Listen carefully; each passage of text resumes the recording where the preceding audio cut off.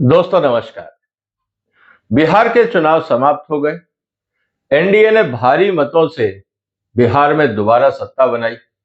अब सवाल इस बात का है कि बिहार जो एक देश का महत्वपूर्ण मक्का उत्पादन क्षेत्र है, अब क्या भारत सरकार अमेरिका से मक्का आयात करेगी? क्योंकि अगर चुनाव से पहले करते तो शायद इसका राजनीतिक खामियाजा उठाना पड़ सकता था।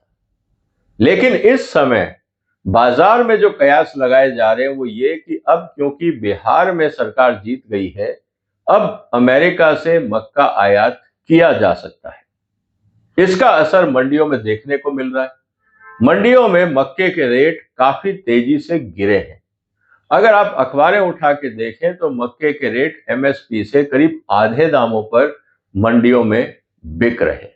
ऐसी स्थिति के अंदर अगर मक्का आयात होता है तो भारत की अर्थव्यवस्था, खासकर मक्का से संबंधित भारत की अर्थव्यवस्था पर क्या असर पड़ेगा, आज हम इसी की चर्चा करेंगे। इसीलिए दोस्तों अंत तक बने रहिएगा।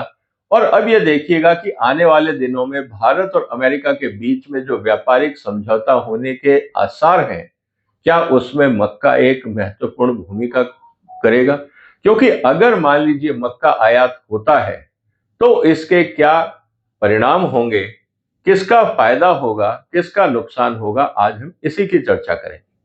बहुत सारा डेटा और एनालिसिस मैं आपके लिए लेके आया हूं। उम्मीद है आप अंत तक बने रहेंगे और इस वीडियो को भी ध्यान से देखेंगे। सबसे इंपॉर्टेंट बात यह है दोस्तों कि इस समय एस्टिमेट ये है, असेसमेंट ये है, जो अखबारें कह रही हैं कि हाँ, हो सकता है भारत अमेरिकन मक्के का आयात करे। अब एक असेसमेंट ये है कि साहब मक्का जो आएगा वो सिर्फ इथेनॉल प्रोडक्शन के लिए आएगा। अगर इथेनॉल प्रोडक्शन के लिए आता है तो इसका मतलब ये है कि मक्का या तो पूर्ण रूप से एज ए होल ग्रेन नहीं आएगा, क्रस्ट वैरायटी आएगी, क्रशिंग होगी तो सीधा अमेरिका से भारत आएगा, या लाइसेंस माध्यम दिया जाएगा कि जो इथेनॉल कंपनियां हैं वही खरीदेंगी और कोई नहीं खरीदेगा। लेकिन सवाल इस बात का है कि पिलफरेज तो होना बहुत आसान बात है। अगर मान लीजिए एक बोरी मक्का भी, जो अमेरिका में 90% मक्का जो है वो जीएम है, अगर एक बोरी मक्का भी चोरी हो जाता है पूरी सप्लाई चेन से और खेतों में बीज के रूप में इस्तेमाल कर लिया जाता है, फिर आप उसको कैसे कंट्रोल करें? वो फिर आपके कंट्रोल से पूर्ण रूप से बाहर हो जाएगा, जैसा कि हमने बीटी कॉटन के समय देखा था, बाकी चीजों के समय देखा था। तो क्या ऐसा स्थिति बन रही है कि आने वाले दिनों में भारत जीएम टेक्नोलॉजी अपनाएगा? कई महत्वपूर्ण मुद्दे हैं जिस पे आज हम चर्चा करेंगे। इसीलिए इस वीडियो को शेयर करिए, चैनल को सपोर्ट करिए और सब्सक्राइब भी करिए। सबसे इंपॉर्टेंट बात यह है कि भारत सरकार चाहती है कि किसानों को अच्छा बीज मिले, जीएम टेक्नोलॉजी मिले, क्योंकि पूरी दुनिया में जीएम टेक्नोलॉजी का इस्तेमाल हो रहा है। हम आज तक जीएम टेक्नोलॉजी को रोके रहे, उसका मुझे लगता है कि वैज्ञानिक से ज्यादा राजनीतिक कारण।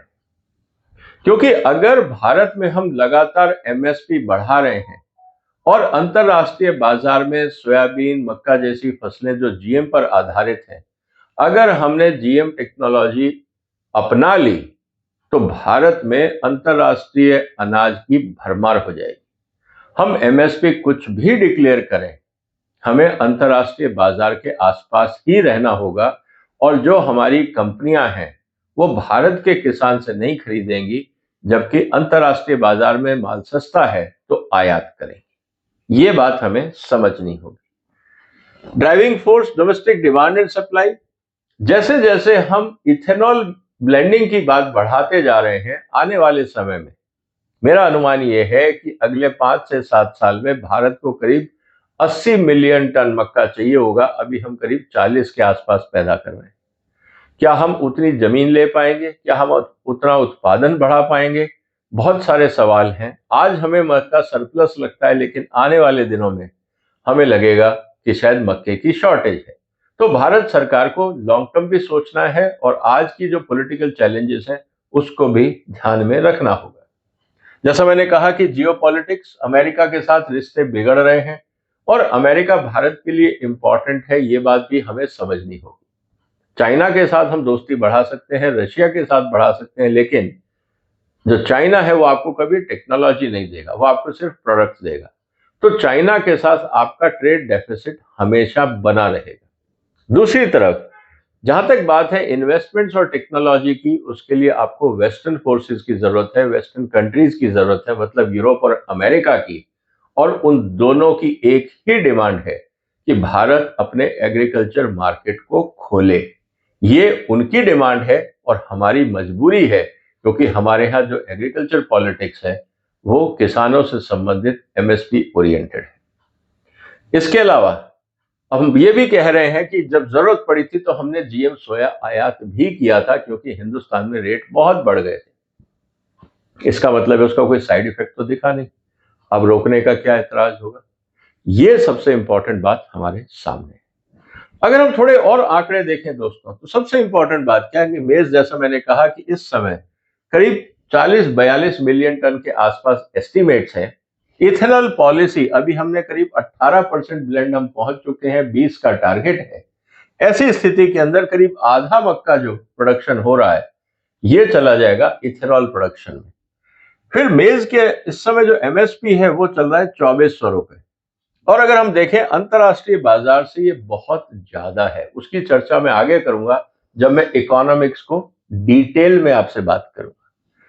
यूएस प्रोडक्शन इस समय अमेरिका सबसे ज्यादा प्रोड्यूस कर रहा है, और अमेरिका का जितना सरप्लस है फॉर एक्सपोर्ट, भारत का तो उतना प्रोडक्शन ही नहीं है।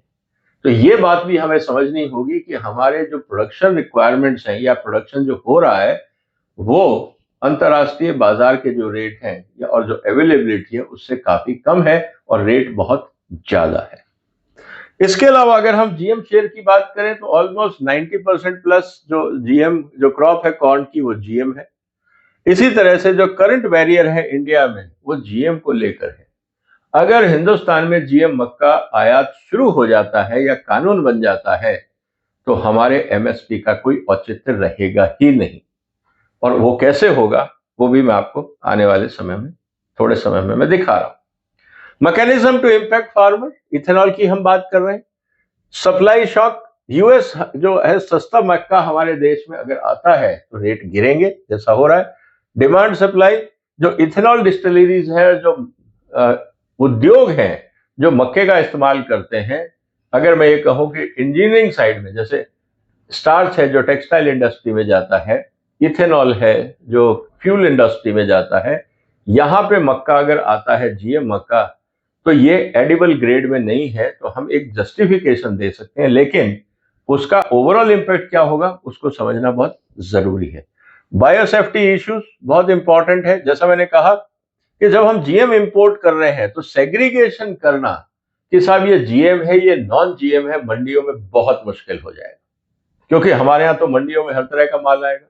अगर मान लीजिए कि जो आयात हो रहा है मक्का बाजार में, मान लीजिए कि 15 रुपए किलो के हिसाब से आयात हो रहा है और मंडी में नॉन जीएम का रेट है 30 रुपए या 25 रुपए या 20 रुपए, चाहे 5 रुपए ही ज्यादा हो, एमएसपी का ही रेट हो 24 रुपए हो, ऐसी स्थिति में नॉन जीएम में जीएम मक्के की मिलावट करके क्या नहीं बेचा जाएगा? और उसको डिटेक्ट कैसे किया जाएगा, सेग्रीगेट कैसे होगा, ट्रेसेबिलिटी कैसे होगी, अपने आप में चैलेंज आएगा। और डाउनवर्ड इफेक्ट तो यही होगा कि जो इंडस्ट्री है उसका तो फायदा होगा, लेकिन किसानों का नुकसान होगा, कितना होगा इसकी हम चर्चा करते हैं। दोस्तों जैसा मैंने कहा कि इस समय हम करीब बात कर रहे हैं 42 मिलियन टन की, एमएसपी है 24। मेरा एस्टिमेट यह है कि अगर थोड़ी क्वांटिटी में भी इंपोर्ट होता है, हालांकि ऑलरेडी रेट गिरने शुरू हो गए हैं, अगर आप आधा मिलियन टन भी लेते हैं तो करीब 3 से 5% रेट गिरेगा। अगर आप 1 से 1.5 मिलियन टन लाते हैं तो 8%, और अगर आपने 5 मिलियन टन आयात किया तो 20%। मतलब कि अगर आज आपका रेट मान लीजिए एमएसपी है उदाहरण के लिए, जबकि किसी मंडी में एमएसपी पे नहीं बिक रहा है, तो आपके किसान को कम से कम 6 से 7 रुपए पर किलो के हिसाब से नुकसान होगा। अगर 6 से 7 रुपए किलो का अगर नुकसान होता है तो आप 42 मिलियन टन में हिसाब लगा लीजिए एस्टिमेटेड नुकसान आपका कितना होने वाला है। मैंने एक रफ एस्टिमेट बनाया कि अगर आपका जो रेट है वो गिर के 1920 रुपए रह जाता है 20% गिरने के बाद, तो जो मक्का 2400 में बिकता था वो बिकेगा करीब 2000 के आसपास। कहने का मतलब ये है कि अगर आप 20% की मैं बात कर रहा हूं, तो अगर आप टोटल एस्टिमेट लगाते हैं तो 20,000 करोड़ के आसपास किसानों का नुकसान होने वाला है। ये 20,000 करोड़ रुपए का जो किसानों का नुकसान होगा, इसकी भरपाई कौन करेगा? क्या 20,000 करोड़ की सब्सिडी भारत सरकार मक्का के किसानों को देगी? क्या ये प्लान बनाएगी? क्योंकि अमेरिका में तो ये रूल है इनकम सिक्योरिटी को लेकर, भारत में ऐसा कोई रूल नहीं है।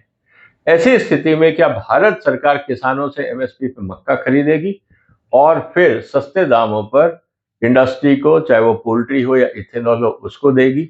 ये आने वाले दिनों में हमें देखने को मिलेगा। इसका मतलब ये है कि ओवरऑल नुकसान काफी होगा और सबसे ज्यादा नुकसान पड़ेगा छोटे किसानों को। ये बात भी हमें समझनी होगी। अब थोड़ा अगर हम और डिटेल में देखें तो सबसे ज्यादा फायदा अमेरिका को होगा। भारत एक नया बाजार उनको मिल जाएगा, क्योंकि एक बार जब आप इंपोर्ट शुरू कर देते हैं तो आप मान के चलिए कि एक बार नहीं होगा। अमेरिका के पास करीब 50 मिलियन टन मक्का ऐसा होगा जो सरप्लस है। करीब 360 मिलियन टन मक्का पैदा करता है अमेरिका। सारा खपत होने के बाद भी करीब 50 मिलियन टन के आसपास उनके पास मक्का सरप्लस है जो एक्सपोर्ट कर सकते हैं। और भारत अगर मान लीजिए 40 मिलियन टन का बाजार है, तो अगर उन्होंने 10-20 मिलियन टन भी डंप करने की कोशिश करी तो भारत के बाजार का क्या होगा, ये हमें सोचना होगा। इसका मतलब ये है कि किसानों के लिए, मक्का किसानों के लिए आने वाले दिनों में समस्या हो जाएगी, प्राइस प्रेशर बढ़ेगा, इनेबिलिटी टू कॉम्पीट नहीं, वो कम्पीट नहीं कर पाएंगे और ओवरऑल समस्या होगी। फायदा किसको होगा? मुर्गी किसानों को, क्योंकि उनको सस्ता मक्का मिलेगा, मुर्गियों को खिला सकेंगे, उन किसानों को फायदा होगा। साथ ही साथ जो आपकी इथेनॉल इंडस्ट्री है और जो स्टार्च इंडस्ट्री है उसको भी फायदा होगा, क्योंकि ओवरऑल मक्के का रेट गिरेगा। अब भारत सरकार को करना क्या होगा? जब आप बात करते हो लेबलिंग को लेकर, तो एफएसएसएआई का कानून बदलना होगा। और अगर आप लेबलिंग नहीं करते हो तो फिर मक्का जीएम है या नॉन जीएम है, कंज्यूमर को कैसे पता लगेगा? और आप इंपोर्ट कर रहे हो जीएम, लेकिन अपने देश में आपके पास जीएम प्रोडक्शन नहीं है, तो ये बड़ी अजीब सी स्थिति हो जाएगी।